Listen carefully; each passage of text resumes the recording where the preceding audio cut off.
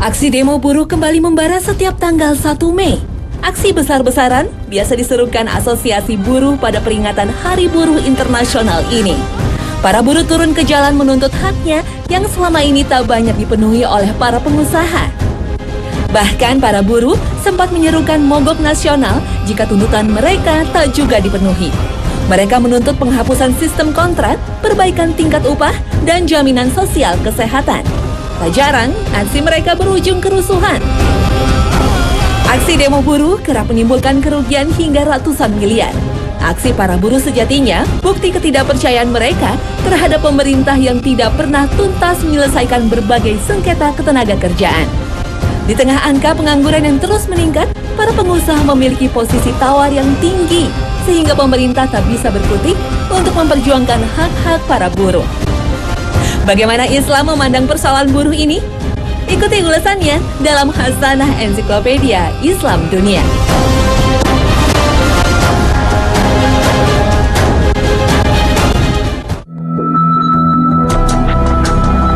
Assalamualaikum warahmatullahi wabarakatuh. Selamat pagi pemirsa Trans 7. Hasanah Ensiklopedia Islam Dunia pagi ini kembali hadir ke hadapan Anda untuk berbagi wawasan keislaman dan berwasiat dalam kebajikan.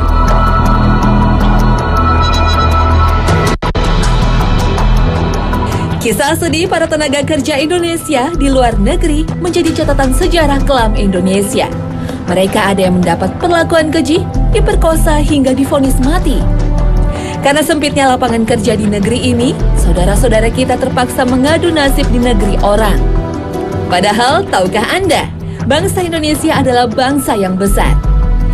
Besar dalam kekayaan alamnya, besar dalam keanekaragaman hayati, besar dalam luas daratan dan lautan, serta besar dalam jumlah penduduk. Namun Indonesia merupakan negara berkembang yang tak mampu menyediakan lapangan pekerjaan yang layak. Negeri kita yang kaya dengan sumber daya alam ternyata belum sanggup mensejahterakan rakyatnya. Negeri kita memiliki catatan kurang harmonis dalam membangun hubungan tripartit antara pekerja, pemerintah, pengusaha. Tak heran, kita sering menyaksikan berbagai aksi demonstrasi buruh untuk menuntut hak-haknya yang sering berbuntut kerusuhan. Sehingga aksi buruh pun dipahami sebagai gerakan kiri yang seringkali bertindak anarkis. Islam sesungguhnya memiliki prinsip-prinsip yang memandu dalam hubungan majikan dan buruh. Prinsip utama dalam hubungan ini adalah kesetaraan dan keadilan. Prinsip kesetaraan menempatkan majikan dan pekerja pada kedudukan yang sama atau setara, yaitu sama-sama sebagai pihak yang langsung membutuhkan dan menyerahkan apa yang dimiliki, baik dalam bentuk tenaga maupun upah. Hak dan kewajiban masing-masing didasarkan pada asas kesetaraan, sebagaimana firman Allah dalam surah Al-Hujurat ayat 13. يا أيها الناس إنا خلقناكم من ذكر وأنثى وجعلناكم شعوبا وقبائل لتعارفوا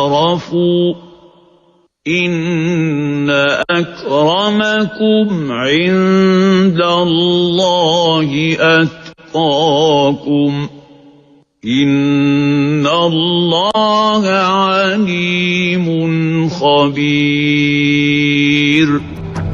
Hai manusia, sesungguhnya kami menciptakan kamu dari seorang laki-laki dan seorang perempuan dan menjadikan kamu berbangsa-bangsa dan bersuku-suku, supaya kamu saling kenal mengenal. Sesungguhnya orang yang paling mulia di antara kamu di sisi Allah ialah orang yang paling bertakwa di antara kamu. Sesungguhnya Allah Maha Mengetahui lagi Maha Mengenal. Al-Quran Surat Al-Hujurat ayat 13. Prinsip keadilan merupakan prinsip ideal yang menempatkan masing-masing untuk memenuhi perjanjian yang dibuat dan memenuhi semua kewajibannya. Allah mengingatkan dalam firman-Nya, Inna Allah ya'muru bil adli wal ihsani wa ita'i dzil qurba wa yanha 'anil fahsya'i الفحشاء والمنكر والبغي يعظكم لعلكم تذكرون. Sesungguhnya Allah menyuruh berlaku adil dan berbuat kebaikan, serta memberi bantuan kepada kaum kerabat dan melarang daripada melakukan perbuatan-perbuatan yang keji dan mungkar, serta kezoliman. Dia mengajar kamu dengan suruhan dan larangannya ini, supaya kamu mengambil peringatan mematuhinya. Al-Quran Surat An-Nahl ayat 90. Problem perburuhan akan selalu muncul selama kita menganut kebebasan kepemilikan dan kebebasan bekerja yang menjadi pilar sistem kapitalisme. Seorang pengusaha dianggap syah jika hanya berorientasi keuntungan dan bebas mengeksploitasi tenaga kerja. Sebaliknya, kaum buruh juga diberi ruang kebebasan untuk mengekspresikan tuntutannya dengan memanfaatkan serikat pekerja. Konflik buruh dan pengusaha akan selalu terjadi jika tidak ada kesamaan dalam menentukan tolak ukur gaji dalam rangka memenuhi kebutuhan hidup dasar manusia. Relasi antara pengusaha dan buruh tak lepas dari konflik jika berlandaskan pada sistem kapitalisme. Lahirnya Hari Buruh Internasional yang disebut May Day merupakan rentetan dari perjuangan kelas pekerja untuk meraih kendali ekonomi politis hak-hak industrialnya. Perkembangan kapitalisme industri pada awal abad ke-19 menandakan perubahan drastis ekonomi politik, terutama di negara-negara kapitalis seperti Eropa Barat dan Amerika Serikat. Pengetatan disiplin dan pengintensifan jam kerja, minim upah, dan buruknya kondisi kerja di pabrik melahirkan perlawanan dari kalangan kelas pekerja. Pada masa Orde Baru, aksi peringatan May Day dianggap subversif, karena May Day selalu dikonotasikan ideologi komunis. Pada era Orde Baru, istilah buruh diganti dengan mempopulerkan istilah karyawan atau pekerja. Tujuan untuk menghapus konotasi negatif dengan istilah buruh, walaupun sesungguhnya bukan itu. Hakikatnya untuk memperbaiki nasib para buruh. Pada masa reformasi, para buruh bebas menyuarakan aspirasinya, dan peringatan Hari Buruh Internasional mulai diperingati sejak tahun 1999 dengan menggelar aksi buruh di berbagai daerah. Persoalan perburuhan sesungguhnya banyak diulas dalam Al-Quran dan hadis Nabi. Dan jika kita mau belajar kepada sejarah Islam, maka kita akan mendapat gambaran ideal bagaimana hubungan buruh dan majikannya, sehingga tak perlu lagi ada aksi unjuk rasa para buruh.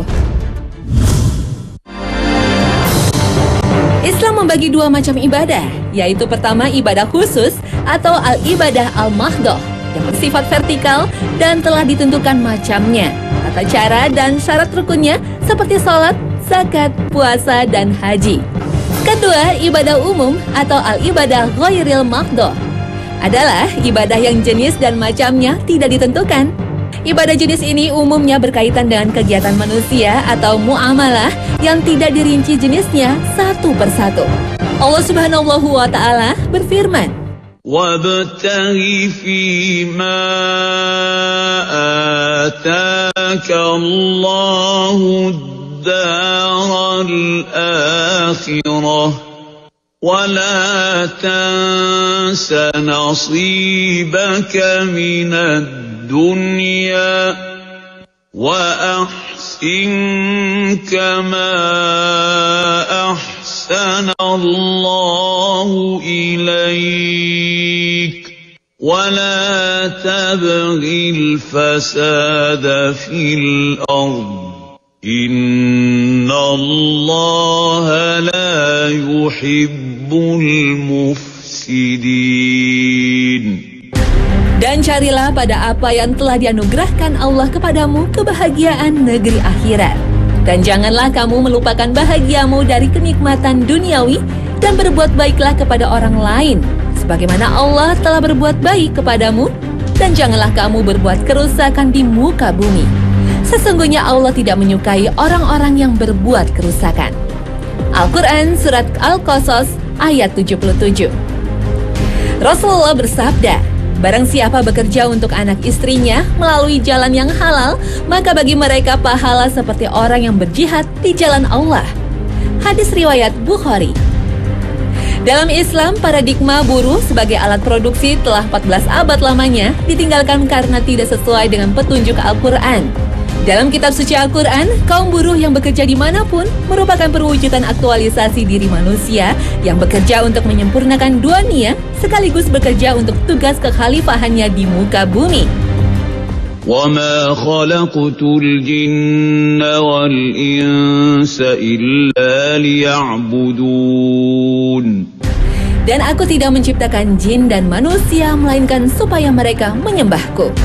Al-Quran Surat Az-Zariyat ayat 56. Berdasarkan ayat ini, bekerja memiliki dimensi spiritual yang tinggi.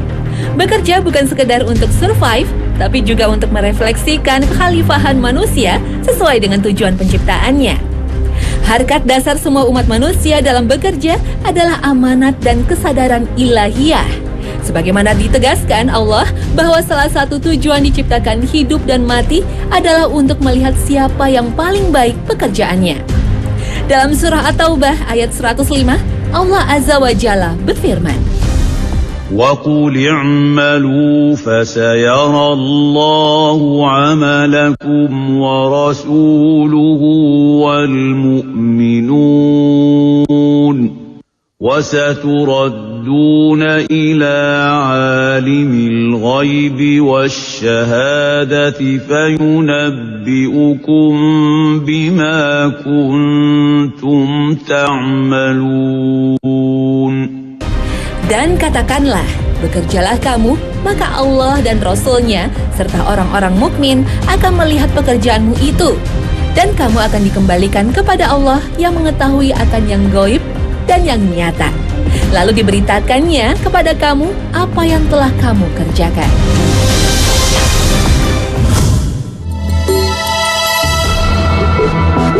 Terkait hak dan kewajiban dalam berinteraksi dengan orang lain, terkadang ada model manusia yang hanya semangat dalam menuntut hak, tapi malas menunaikan kewajibannya.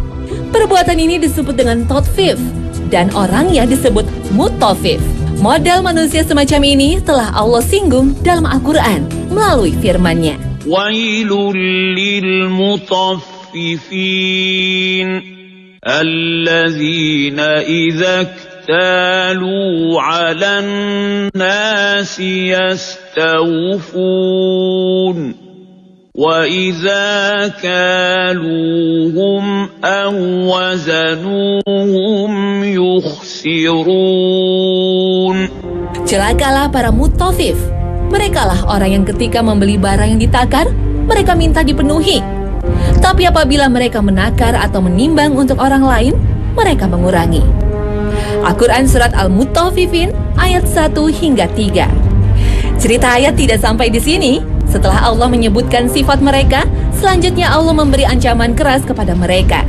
Allah ingatkan bahwa mereka akan dibangkitkan di hari kiamat dan dilakukan pembalasan setiap kezaliman. Para ulama tafsir menegaskan bahwa makna ayat ini bersifat muta'adi. Artinya, hukum yang berlaku di ayat ini tidak hanya terbatas pada kasus jual beli, tapi mencakup umum untuk semua kasus yang melibatkan hak dan kewajiban. Setiap orang yang hanya bersemangat dalam menuntut hak, namun melalaikan kewajibannya, maka dia terkena ancaman totfif dalam ayat itu. Hadis Rasulullah juga bisa dijadikan acuan. Setiap muslim harus menyesuaikan diri dengan kesepakatan yang dia setujui, kecuali kesepakatan yang mengharamkan yang halal atau menghalalkan yang haram. Hadis riwayat At-Tabrani dalam Al-Mu'jam Al-Kabir. Islam sebagai agama rahmat bagi alam semesta sangat memperhatikan hak asasi manusia.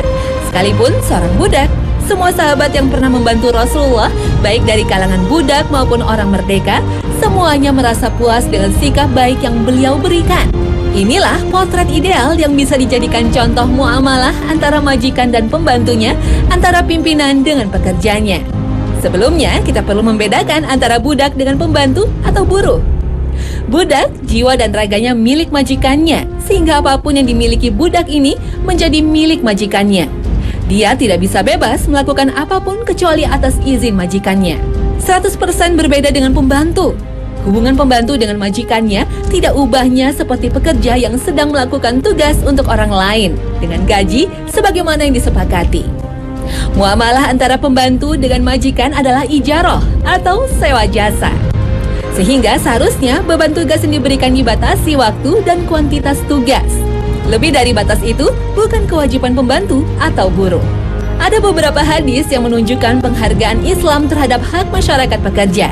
Sebagian besar hadis itu konteksnya berbicara tentang budak, sehingga kita bisa menyimpulkan bahwa jika budak saja diperlakukan sangat indah oleh Islam, tentu pembantu dan buruh yang bukan budak posisinya jauh lebih terhormat. Buruh, pekerja, karyawan atau pembantu rumah tangga pada hakikatnya sama. Mereka tidak hanya bekerja di pabrik-pabrik besar, gedung-gedung tinggi, tapi juga di rumah-rumah kita. Mereka lah yang selama ini membantu urusan rumah tangga, mulai dari mencuci, memasak, atau menemani anak-anak kita. Islam begitu menghargai hak buruh sebagaimana diulas dalam berbagai hadis. Islam memposisikan pembantu sebagaimana saudara majikannya, sehingga derajat mereka setara dengan saudara. Dari Abu Dzar radhiyallahu anhu, Nabi SAW bersabda, "Saudara kalian adalah budak kalian. Allah jadikan mereka di bawah kekuasaan kalian."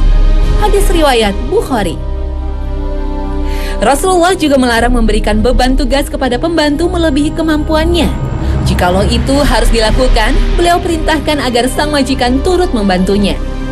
Dalam hadis Abu Dzar radhiyallahu anhu, Nabi SAW bersabda, "Janganlah kalian membebani mereka budak, dan jika kalian memberikan tugas kepada mereka, bantulah mereka."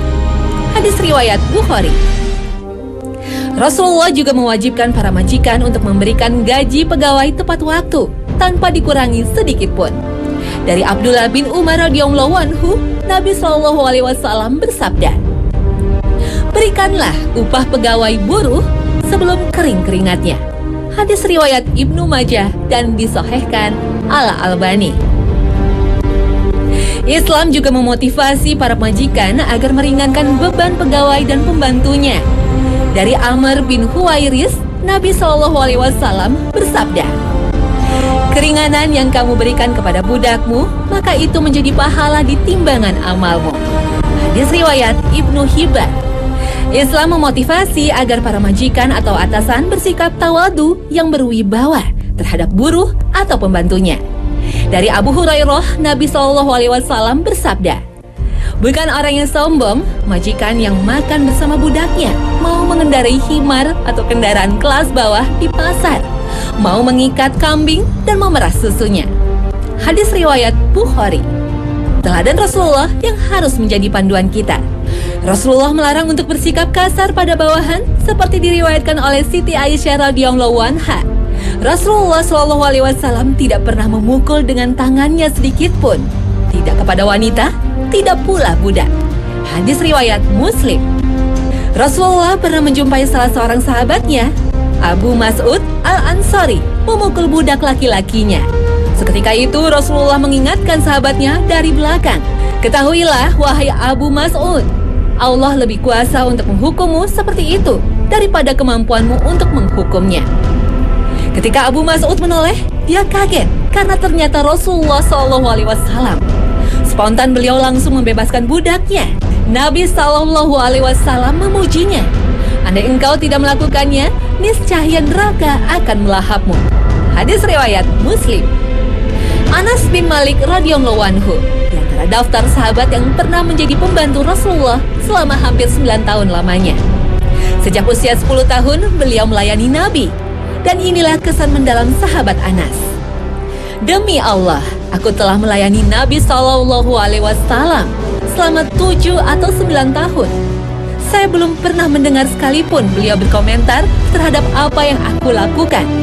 Mengapa kamu lakukan ini? Tidak juga beliau mengkritik, mengapa kamu tidak lakukan ini?"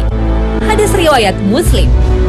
Perhatian Rasulullah terhadap pembantunya juga begitu besar, seperti yang dituturkan oleh Rabi'ah bin Ka'ab al-Aslami. "Saya pernah menjadi pelayan Rasulullah."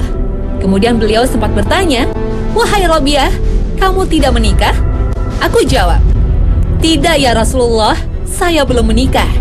Saya tidak punya dana yang cukup untuk menanggung seorang istri, dan saya tidak ingin disibukkan dengan sesuatu yang menghalangiku untuk melayani Anda." Rasulullah kemudian berpaling dariku. Setelah itu, beliau kembali bertanya yang sama hingga 3 kali. Wahai Robiah, kamu tidak menikah? Pada pertanyaan ketiga saya menjawab, ya, perintahkanlah aku sesuai dengan Rasulullah inginkan. Selanjutnya Rasulullah memerintahkanku untuk mendatangi keluarga Fulan, salah seorang dari keluarga suku Ansor. Hadis riwayat Ahmad dan Hakim. Rasulullah tidak hanya memperhatikan pembantunya dalam urusan dunia, juga akhirat. Beliau pernah memiliki pembantu seorang remaja beragama Yahudi. Suatu saat ia sakit keras dan Rasulullah pun menjenguknya. Ketika sakitnya makin keras dan terlihat telah mendekati ajal, Rasulullah duduk di samping kepalanya dan mengajaknya untuk masuk Islam. Ketika itu ia melihat ayahnya untuk meminta persetujuan. Taati Abul Qasim, ujar ayahnya. Dia pun masuk Islam dan setelah itu ruhnya keluar. Kemudian Rasulullah meninggalkan rumah itu sambil berucap, segala puji bagi zat yang telah menyelamatkannya dari neraka. Hadis riwayat Bukhari. Inilah teladan Rasulullah SAW yang harus menjadi panduan bagi kita bagaimana memperlakukan pembantu kita atau pegawai kita. Jika kita termasuk golongan pengusaha yang memiliki banyak karyawan, mulailah menjadikan mereka lebih manusiawi, bukan lagi sebagai alat produksi. Karena sesungguhnya relasi antara majikan dan buruh setara, masing-masing memiliki hak dan kewajibannya. Jangan sampai kita tergolong seperti yang diancamkan Allah Azza wa Jalla dalam surah At-Takasur sebagai penghuni neraka jahanam karena sibuk menumpuk harta dan lupa dengan akhirat. Dan jika kita bagian dari lembaga negara, baik eksekutif, legislatif maupun yudikatif, sudah saatnya kita memperhatikan kaum buruh atau pekerja yang tertindas. Karena amanah kepemimpinan kita akan dipertanggungjawabkan di hadapan Allah. Tak ada seorang pun yang tak mau hidup sejahtera. Jika kesulitan hidup terus mendera kita, maka cukuplah Allah sebagai pelindung kita. Sebagaimana janji Allah Subhanahu wa Ta'ala dalam firman-Nya. وَمَنْ يَتَّقِ اللَّهَ يَجْعَلْ لَهُ مَخْرَجًا وَيَرْزُقْهُ مِنْ حَيْثُ لَا يَحْتَسِبُ. Sebagaimana janji Allah Subhanahu wa Ta'ala dalam firman-Nya. Dan barang siapa yang bertakwa kepada Allah, niscaya Dia akan memberikan jalan keluar baginya dan memberinya rezeki dari arah yang tidak diduga-duga. Al-Quran Surat At-Talaq ayat 2 dan 3.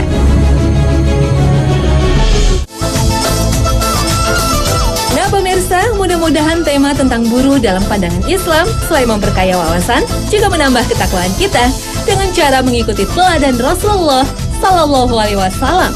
Terima kasih atas perhatian Anda dan wassalamualaikum warahmatullahi wabarakatuh.